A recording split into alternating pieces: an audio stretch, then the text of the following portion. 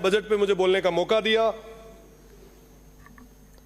सबसे पहले तो मैं पक्ष और विपक्ष दोनों से निवेदन करना चाहूंगा कि आप गतिरोध को खत्म करें, ताकि जनता के आशीर्वाद के साथ हमें भी यहां पे आने का मौका मिला है। पक्ष और विपक्ष की इस लड़ाई में कहीं ना कहीं निर्दलीय जितने भी उम्मीदवार हैं वो अपनी बात नहीं रख पा रहे हैं। मुझे दुख इस चीज का भी है क्योंकि आज एक जो पर्ची थी, आज पर्ची निकली भी थी, जोजरी नदी जैसा एक प्रकरण था, वो चला गया। कई सारी पर्चियां हैं। तो मैं निवेदन करना चाहूंगा कि ऐसे गतिरोध तोड़ें। साथ ही साथ मैं प्रदेश की सरकार को बहुत बहुत धन्यवाद दूंगा कि उन्होंने अगासड़ी गंगापुरा में 2 नए जीएसएस हमें दिए, राजडाल की एक रोड दी, 15 करोड़ रुपए जो मरुस्थलीय इलाकों की रोडों के लिए दिए हैं, उसके लिए भी मैं धन्यवाद देता हूं।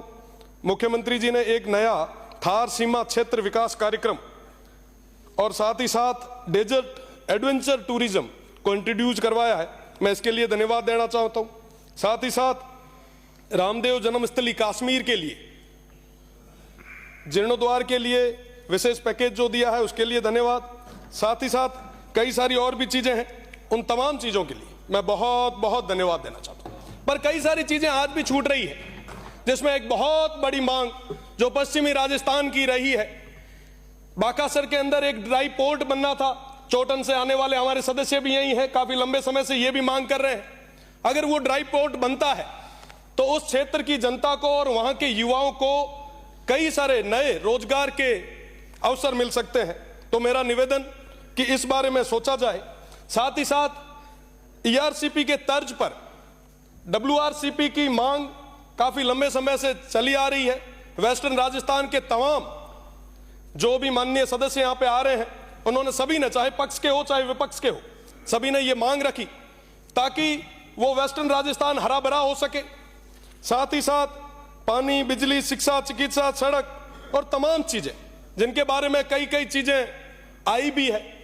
पर माननीय सभापति महोदय, वेस्टर्न राजस्थान बहुत बड़ा क्षेत्र है।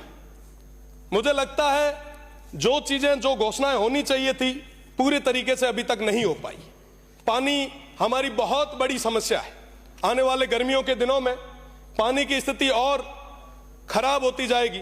मेरा निवेदन है, क्योंकि यहां पे माननीय मंत्री जी भी विराज रहे हैं, निवेदन है कि 10 हैंडपंप और 5 ट्यूबवेल से लगभग 610 गांवों में पानी पहुंचाना तकरीबन असंभव है। मेरा निवेदन आपसे कि वेस्टर्न राजस्थान के लिए, उस थार के लिए एक विशेष योजना आप सब बनाएं। साथ ही साथ बिजली की अगर मैं बात करूं तो वर्तमान स्थिति भी बिजली के क्षेत्र में काफी उतार चढ़ाव वाली चल रही है। आज भी उन किसानों को बिजली पूरे तरीके से नहीं मिल पा रही है। 6 घंटों की बात हम कर रहे हैं, पर बड़े दुख के साथ कहना पड़ रहा है, पश्चिमी राजस्थान जो पूरे राजस्थान को कहीं ना कहीं जो बिजली देने में समर्थ है, आज दिया तले अंधेरा की स्थिति हो चुकी है। हमारे उन किसान भाइयों को पूरे तरीके से बिजली नहीं मिल रही। साहब, कृषि कनेक्शन की हम बात कर रहे हैं, हम कह रहे हैं कि साहब हम अभी खूब सारे कृषि कनेक्शन देंगे।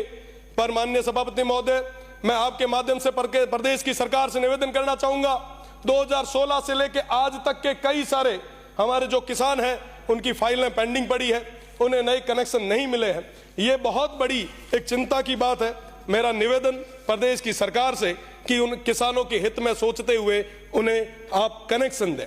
साथ ही साथ मैं बात करूं चिकित्सा की, तो चिकित्सा के मामले में उस क्षेत्र में एक जिला अस्पताल गडरा रोड में और सिव में होना चाहिए।